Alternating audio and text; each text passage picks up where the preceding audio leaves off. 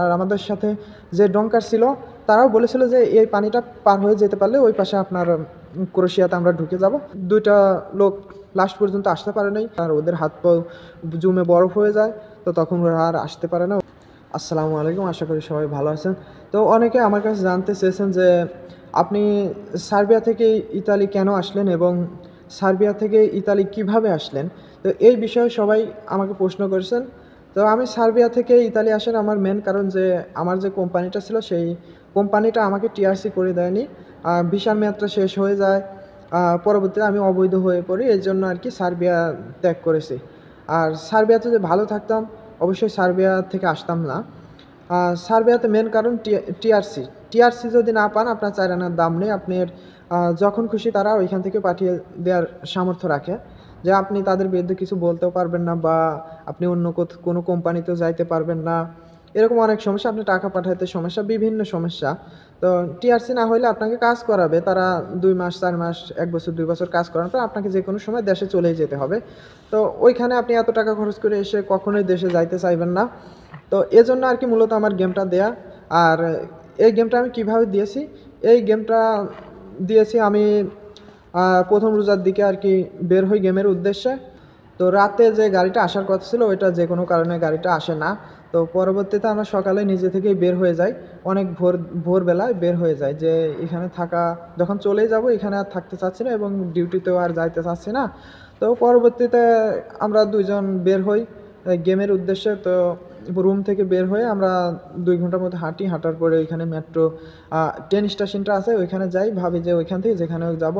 তো পরবর্তীতে ওইখান থেকে বাঙালি একটা দালালের সাথে কথা হয়, পরে তার ওই জায়গায় যাওয়ার জন্য আমরা আর কি তার উদ্দেশ্যে রওনা হই। তো পরবর্তীতে দেখা যায় যে ওই বাঙালি দালালটা আমাদের নিজেকেই বলে যে তোমরা নিজেরাই চলে আসো, আমি শুধু লোকেশনটা দিই। এভাবে তারা গাড়ি মাড়ি পাঠায় না। পরে আমরা ওইখান থেকে ব্যাক করে বেলগ্রেড আসি। বেলগ্রেড থেকে আর কি পাকিস্তানি এজেন্টের মাধ্যমে আমরা আসি।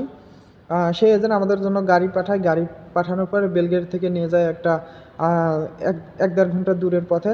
তো ওই জায়গায় যাওয়ার পর একটা জঙ্গলের কাছে আমাদের নামিয়ে দেয়, বলে ভিতরে চলে যাও। তো ভিতরে আমরা চলে যাই, ভিতরে যাওয়া দেখি পুরোনো কয়েকটা ঘর আছে ওইখানে। তো বড় একটা গ্যারেজ মতো ঘর, যে তার ছাদ ছিল অনেক উঁচু, ভয়ঙ্কর মনে হতো যে এখানে গাড়ির গ্যারেজ ছিল। তো ওইখানে আমরা সন্ধ্যা থেকে শুরু করে রাত 9:30 পর্যন্ত থাকি। আরও কিছু লোক আসে, আরও 5-6 জন মতো আসে। তো টোটালে আমরা কয়েকজন হয়ে গেলাম। তখন ওই জায়গা থেকে বেলগ্রেড যেখানে আমাদের রাখছে ওই জায়গা থেকে মূলত বসনিয়াতে ঢোকাবে। তো বসনিয়ার জন্য আমাদের যে গাড়িটা আসে ওটা 9:30 10টার দিকে আসে। তো আমরা সবাই মিলে ওই গাড়িতে উঠি। 5 ঘন্টা মতো আর কি, 4-5 ঘন্টা চলার পরে আমরা বসনিয়া বর্ডারে পৌঁছে যাই। এবং যাওয়ার পরে আমাদের পাহাড়ের রাস্তাটা খুব খারাপ ছিল, বৃষ্টি হচ্ছিল। তো এই জন্য গাড়িটা গাড়ি যাওয়ার কারণে আমরা ওইখান থেকে আর গাড়িতে যাইতে পারি না। ওইখান থেকে আমরা ঘন্টা 2 মতো হাঁটি, 1.5 ঘন্টা কি 2 ঘন্টা হাঁটা হয়। হাঁটার পরে আমরা চলে যাই বসনিয়ার বর্ডারের থেকে একটু আগে ওইখানে আরেকটা গাড়ি আমাদের জন্য অপেক্ষা করে। তো ওই গাড়িটাও আমাদের এজেন্ট পাঠায়। তো ওই গাড়িতে আমরা চলে যাই একদম পুরোপুরি বসনিয়া বর্ডারে, সার্বিয়া বসনিয়া বর্ডারে। তারপরে আমাদের একটা স্পিড বোটে ওইখান থেকে পার করা হয়। পার করার পরে ওই পাশে আরেকটা গাড়ি আমাদের জন্য ওয়েট করে, সেই গাড়িতে আমরা আবার উঠি। উঠার পরে আমাদের ক্রোয়েশিয়া যে রাজধানী আছে ওইখানে নিয়ে যাওয়ার পরে আমাদের একটা রুমে রাখে। রুমে রাখার পরে ওই জায়গাতে যে আমাদের এজেন্ট ছিল সে আমাদের আবার ওইখান থেকে নিয়ে যায় তার রুমে। তো ওইখানে আমরা দীর্ঘ বেশ কিছুদিন, 20 দিন মতো ছিলাম, 19-20 দিন ছিলাম।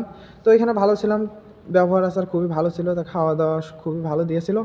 তো ওইখান থেকে আমরা আর কি হয়তো 20 তারিখের দিকে আমরা গেমের জন্য তৈরি হয়ে যাই, যে পুরোপুরি মেন গেমটা শুরু হয় আপনার বসনিয়া থেকে ক্রোয়েশিয়া, এটা হচ্ছে কি মেন।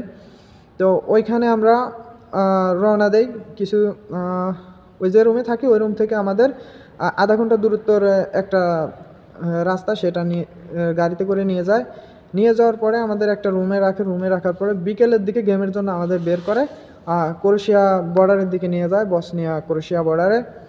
তারপরে আমাদের ওই জায়গা বর্ডারে নিয়ে একটা রুমের ভিতরে আমাদের রাখে, মানে কয়েকটা রুম ছিল, ওইখানে লোক হয়ে গেছিলো অনেক, আপনার 50-60 জন লোক ছিল। তো ওইখানে আগে থেকেও কিছু লোক ছিল, আর আমরা যাওয়ার পরে 50-60 জন হয়ে গেল। তো ওই রাতটা ওখানেই আমাদের স্লিপিং ব্যাগে শুয়ে থাকলাম স্লিপিং ব্যাগে, পুরো রাতটা কাটালাম। কাটানোর পরে আমাদেরকে নিয়ে চলে গেল জঙ্গলের উদ্দেশ্যে আর কি। তখন রওনা হলো ওইখান থেকে সকালে। তো সকালে আমরা রওনা দিলাম 3-4টা গ্রুপে ভাগ হয়ে। আর আমাদের সাথে ডঙ্কার ছিল, আর ডঙ্কার আপনার 4-5জন ডঙ্কার ছিল। তো তারাই আর কি আমাদের রাস্তা চিনাইতে নিয়ে আসছে। তো পরবর্তীতে আমরা জঙ্গলের ভিতরে হাঁটতে হাঁটতে একটা খাল পাই। ওই খালটা একজন আর কি বসনিয়ারই একটা লোক মুরব্বি করে, ওই লোকটা আর কি আমাদের স্পিড বোটে করে সবাইকে পার করাইছে। আর ওই জায়গার পার করার বাবদ খরচ আমাদের 15 ইউরো করে নিয়েছে। তো ওইখান থেকে পার হওয়ার পরে আমরা সবাই আবার হাঁটতে থাকি। তো কয়েক ঘন্টা যাওয়ার পরে জঙ্গলের ভিতর দিয়ে, মানে জঙ্গলে এমন গহীন জঙ্গল যে কোনো মানুষের কোনো নেই যে এখানে মানুষ বা পশু বাস করে, এরকম কোনো চিহ্নই পাওয়া যায় না। তো তারপরে আমরা জঙ্গল দিয়ে হাঁটতে হাঁটতে পর্বতে আরেকটা খাল পাই। ওই খালটা পার হয়ে হচ্ছে কেন আপনার আমাদের যে এজেন্টরা ছিল এরা একটা প্লাস্টিকের বোট দিয়েছিল, সেই বোটটায় আমরা ওখান থেকে নৌকার মতো পার হই। পার হওয়ার পরে আমরা আবার হাঁটতে থাকি। এরকম হাঁটতে হাঁটতে আমাদের সাথে আরও ওই সময় 4টা মহিলা ছিল, মানে 4টা মেয়ে, নেপালি, পাকিস্তানি এবং আফগানিস্তানি তারাও ছিল। তো এখান থেকে আমরা রওনা হয়ে হাঁটতে হাঁটতে বিকেল হয়ে যায়, একদম বিকেল হয়ে যায়। তখন আর কি জঙ্গলের প্রায় শেষ পর্যায়ে চলে যায়। হাঁটা এতটা কষ্ট, একটা না 8-10 ঘন্টা হাঁটা বিশাল ব্যাপার। আসলে একজন সুস্থ মানুষ এত হাঁটতে পারে এমনিতেই ক্লান্ত হয়ে যাবে। তারপরে হাঁটা আস্তে হাঁটা না, হাঁটা প্রায় দৌড়ানোর মতো এরকম পরিস্থিতি। সেনাবাহিনীর ট্রেনিং যেরকম দেয় প্রায় ওই পরিস্থিতি। তো আমাদের অনেক কষ্ট হয়। আমরা ওইখান থেকে জঙ্গলে পানি, আগে আমরা রাস্তায় পানি পাইছি, বৃষ্টি হয়েছিল, অনেক বরফ পড়ছিল ওই সময়, তো পানি ছিল অনেক বেশি। তো পরবর্তী আমরা এক জায়গাটা, মানে লাস্ট যে পানিটা পাই ওই পানিটা অনেক বেশি ছিল। তো আমরা ভাবছি হয়তো গলা পর্যন্ত পানি হইতে পারে, তো আমরা চেষ্টা করবো এখান থেকে পার হয়ে চলে যাবো। আর আমাদের সাথে যে ডঙ্কার ছিল তারাও বলেছিল যে এই পানিটা পার হয়ে যেতে পারলে ওই পাশে আপনার ক্রোয়েশিয়াতে আমরা ঢুকে যাব। তো আমাদের মনে একটু আনন্দ লাগতেছিল যে কষ্ট করে আসছি, তারপরে যদি পার হয়ে চলে যেতে পারি। তো ওইখানে পানিতে আমরা সবাই আস্তে আস্তে সিরিয়ালে লাইন বাই লাইন নামি 55-60 জন লোক এভাবে যাইতে থাকি। ডঙ্কাররা আগে থাকে, কিছু পিছনে, কিছু মাঝে থাকে। তো পরে যাওয়ার পরে আমরা 1-1.5 ঘন্টা যাওয়ার পরে পানি এতটাই প্রচুর ঠান্ডা ছিল যে হাত পা সব কিছু টাসকি ধরে আসছিল, রগমগ জমে আসছিল, রক্ত চলাচল বন্ধ, কোনো কিছু পা ওঠে না, হাত ওঠে না, এমন পরিস্থিতি হয়ে গেছিলো। তারপরে আমরা ওইখান থেকে যখন পানি ক্রমেই বেশি তখন ডঙ্কাররা আমাদের বলল যে आगे कोई नहीं जाएगा, पूरा आदमी बैक जाओ, कोई आगे नहीं যাও, বাপাত যাও, পুরো আদমি নেই তো পুরো আদমি মর যাবে, মানে সব আদমি মরে যাবে যদি এখন পিছনের দিকে আমরা না ফিরি। সামনে যাওয়ার আর কোনো পরিস্থিতি ছিল না, পানি অনেক বেশি ছিল। তো আর জঙ্গল দিয়ে আর কি মোটা গাছের গুলিগুলো ভেসে গিয়েছিল, কারণ ওইসব জঙ্গলে গাছ কখনো কাটা পড়ে না, এই জন্য আর কি গাছগুলো মরে ওইভাবে পড়ে থাকে। আর ওই গাছগুলো বৃষ্টির পানি আর ঝর্ণার পানি, পাহাড়ের পানিগুলো আসছে, বরফের পানি আসে, অনেক পানি হওয়ার কারণে গাছগুলো ভেসে গেছে। আর ছোট বড় সব গাছই এরকম ভেসে উঠছে। তারপরে আমরা ওই গাছগুলো ডামাই আসছি, অনেক কষ্ট হয়েছে। তো আসার পথে আমাদের সাথে 2টা লোক লাস্ট পর্যন্ত আসতে পারে নাই, আমার অবস্থাও খুবই খারাপ ছিল। তো 2টা লোক আর কি পানিতেই থেকে গেছে, তারা আসতে পারে না। আমাদের যান নিয়ে যার যান নিয়ে শেষে উঠছে অনেক কষ্ট করে, আর ওদের হাত পাও জমে বরফ হয়ে যায়। তো তখন ওরা আর আসতে পারে না, ওরা ওইখানেই থেকে যায়। আমরা সবাই আর কি মোটামুটি আসতে পারি। আর যে মারা গেছে 2জন, একজনের পরিচয়টা অতটা জানি না, কেউ বলে কুমিল্লা, কেউ বলে সিরাজগঞ্জ। আর একজনের পরিচয় মোটামুটি জানতে পারছিলাম যে 25-26 বছরের একটা যুবক ছিল, তার নাম ছিল লাবু। আর ওই লাবুর বাড়ি শুনতে পাচ্ছি যে এখন নাকি টাঙ্গাইলে, নাকি হয়তো টাঙ্গাইলের ছেলে হইতে পারে। পরবর্তীতে আর কোনো খোঁজ পাই নাই। আমরা ওই গেমটা থেকে পানি থেকে ওঠার পরে আমরা সবাই অনেক ক্লান্ত, প্রত্যেকটা কাপড় যা ছিল সব কিছু ভিজে একদম জাব হয়ে যায়। তখন কি করব, সারা রাত ওই জায়গাতে সবাই অসুস্থ, এত ক্লান্ত, সবাই আগুন জ্বালিয়ে সারা রাত আমরা ক্রোয়েশিয়া জঙ্গলে থাকি। এবং সকালটা হয় অনেক কষ্টে, হওয়ার পরে কেউ বলে যে এখন আবার আমরা গেমে অন্য পথ দিয়ে ইতালির দিকে যাব, কেউ আবার বলে যে এখন আমরা ব্যাকে চলে যাই। তো ওই 10-12 ঘন্টা হেঁটে আসছি, ওই রাস্তায় ব্যাকে যাইতে গেলেও আমাদের মরা লাগবে। আবার সামনে যদি ইতালির দিকে আসতে যাই, ক্রোয়েশিয়ার দিকে যদি আসতে যাই, তারপরেও আমাদের আরও বেশি সমস্যা, অনেক ক্ষুধার্ত, কোনো খাবার ছিল না, পানি ছিল না।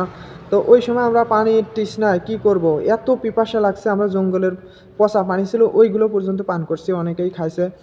তো খাবার নাই, এমন পরিস্থিতি যে মানুষ যদি পারে তাহলে মানুষরে খায়া ফেলবো, এরকম পরিস্থিতি। আর পরবর্তীতে কি করা যায়, ডঙ্কাররা সিদ্ধান্ত নিল যে এখন আর কোনো গেম বাড়াবে না, এখন সব ব্যাক ব্যাক হয়ে যায়, ডিপোর্ট চলে যাবে। হ্যাঁ, তখন ওরা বললো যে তোমরা যাও, এখানে পুলিশ পোস্ট আছে। পুলিশ পোস্টের লোকেশন দিল, বললো তোমরা সবাই পুলিশ পোস্টে যায় ধরা দাও।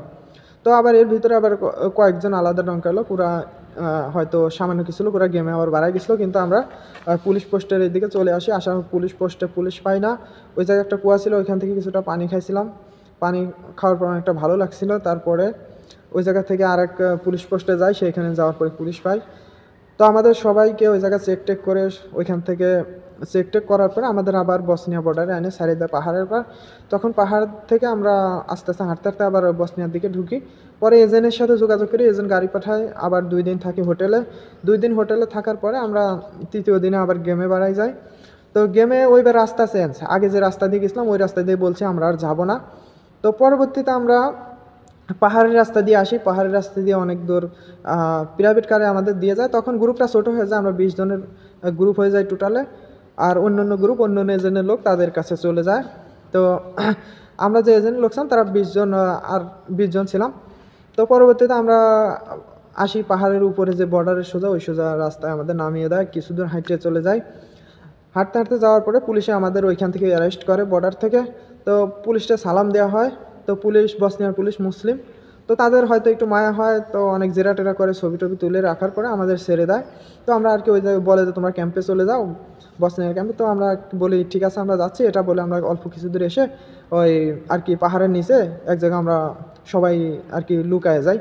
তো লুকায় যাওয়ার পরে ওরা আমাদের অনেক খোঁজাখুঁজি করে আবার বের করে, আবার বলে যে তোমরা কেন যাও নাই। তারা বলছে আমরা যাবো না, আমরা অনেক দিন ধরে ট্রাই করতেছি। তো এভাবে বলার পরে ওরা বলে ঠিক আছে, তো এখন যাওয়া যাবে না, আর সামনে অনেক রিস্ক, ওরা মাইন বোম পুঁতে রাখছে, এরকম বলে আর কি, বর্ডারে ঝামেলা, গুলি করবে, বিভিন্ন কথা বলে। তো বলে এখন যাওয়া যাবে না, আমাদের যখন ডিউটিটা শেষ হবে তখন তোমরা এখান থেকে বের হও, সমস্যা নেই, যাতে আমাদের উপর কোনো প্রেশার না আসে। তো আমরা সেই অনুযায়ী সন্ধ্যা হয়ে যায়। তো সন্ধ্যা হওয়ার পরে আমরা ওইখান থেকে বের হই, বের হয়ে অনেক দূর যাই হাঁটতে হাঁটতে। রাস্তাটা অনেক চড়ানো রাস্তা ছিল, পাহাড়ের রাস্তা, তো কষ্ট হয়েছিল, হাঁটতে হাঁটতে পা উঠতেছিল না। তো পরে যাওয়ার পর বর্ডারের পাশাপাশি আরেকটা ঘর ছিল, ওই ঘরে আমাদেরকে বসাই রাখে। সবাই আমরা সারা রাত ওইখানেই থাকি। তারপরে সকাল যখন হয় তখন আমরা ওইখান থেকে সকাল 6টায় রওনা হই। তো রওনা হই, তখন রওনা হয়ে পাহাড়ের রাস্তা দিয়ে যায়। পাহাড়ে কিন্তু অনেক গাছ আছে, দূর থেকে মানুষ দেখা যায় না যে লোক যাচ্ছে। ওই পাহাড়ের রাস্তা দিয়ে মানুষ যাইতে যাইতে একটা আর কি দাগ হয়ে গেছে যে এখান দিয়ে মানুষ যা বোঝা যায়। তো আমরা ওই রাস্তা দিয়ে সারাদিন যাই, কখনো পাহাড়, কখনো জঙ্গল, এরকম উঁচু নিচু।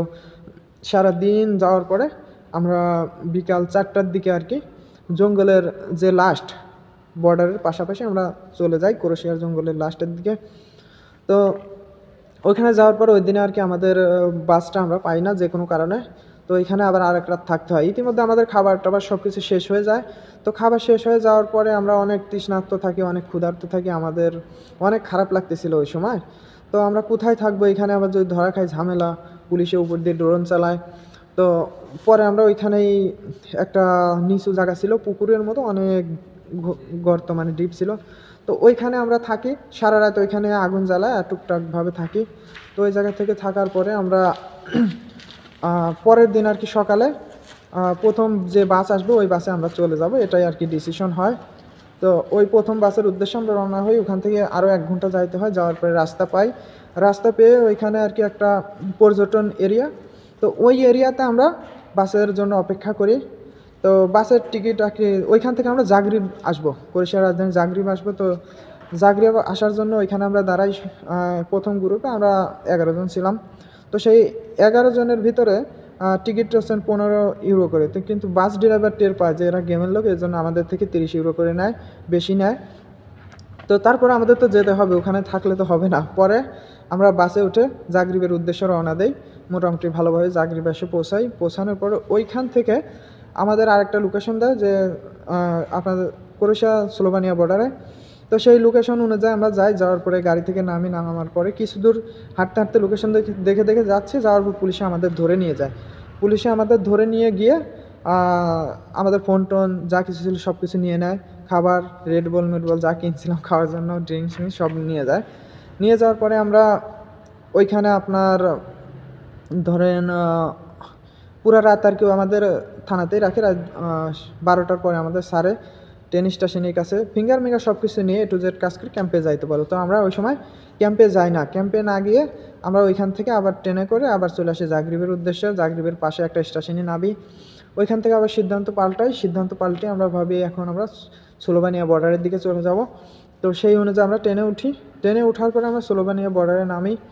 নামার পরে ওইখান থেকে একটু হাঁটি, 5 মিনিট হাঁটার পরে বর্ডার পাই। বর্ডারটা ক্রস করে একটা খাল ছিল, খালটা পার হয়ে মাঠের ভিতর দিয়ে স্লোভানিয়াতে ঢুকে যাই। তো ওইখানে 10 মিনিট যাওয়ার পরে আমাদের পুলিশে ওইখান থেকে অ্যারেস্ট করে আমাদের নিয়ে যায়, বলে ওয়েলকাম স্লোভানিয়া, এরকম বলে আমাদের গাড়িতে উঠায় চেকমেক করে। তো আমাদের স্লোভানিয়া ক্যাম্পে নিয়ে যায়। স্লোভানিয়া ক্যাম্পে সব কিছু কাজবাজ সম্পূর্ণ করে আমাদের ক্যাম্পে পাঠিয়ে দেয়, স্লোভানিয়া রিফিউজি ক্যাম্প। সেই রিফিউজি ক্যাম্প থেকে আমরা 2-3 দিন ওখানে অবস্থান করি। তারপরে আমরা ওইখান থেকে হাঁটতে আসি বাস স্টপ থেকে আমরা টিকিট নিয়ে আর কি প্রথম পর্যায়ে আমরা একটি লোকেশনটা ভুল করি, পরবর্তীতে আবার রিটার্ন আসি। পুলিশে আমাদের ধরে ফের ক্যাম্পে ডিপোর্ট দিয়ে দেয়।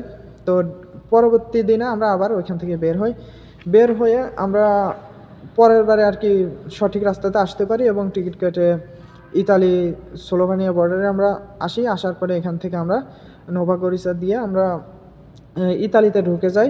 ইতালিতে ঢোকার পরে গর্জিয়া থানার আওতাধীন ওই জায়গাতে আমরা থাকি কিছু সময়। তারপর এখান থেকে এই যে এখন যেখানে আছি তেরেস্তে থানাতে চলে আসি। এখানে এসে আর কি এই জায়গায় যে কস্তুরা আছে, এই কস্তুরাতে যে নতুন আসার পর যা কাজ করা লাগে, কেস মারা বা ফিঙ্গার যা কিছু দেওয়া দরকার, এখানে আমরা কয়েকদিনের ভিতর সব কিছু সম্পন্ন হয়ে যায়। তো এখন আর কি হয়তো 2-1 দিনের ভিতর কাজের উদ্দেশ্যে রওনা দিয়ে দেবো। মোটামুটি কাজ করার যে পারমিশন, এই পেপারগুলো অলরেডি হাতে পেয়েছি। তো এই হলো আমার সার্বিয়া থেকে ইতালি পর্যন্ত আসার গল্প। তো যারা আমার গল্পটি এতক্ষণ ধরে শুনছেন তাদেরকে অসংখ্য ধন্যবাদ এবং আমার জন্য দোয়া করবেন। আমি আপনাদের জন্য দোয়া করি। তো সবাই ভালো থাকবেন, সুস্থ থাকবেন। দেখা হবে পরের কোনো ভিডিওতে। আসসালামু আলাইকুম ওয়া রাহমাতুল্লাহি ওয়া বারাকাতুহু।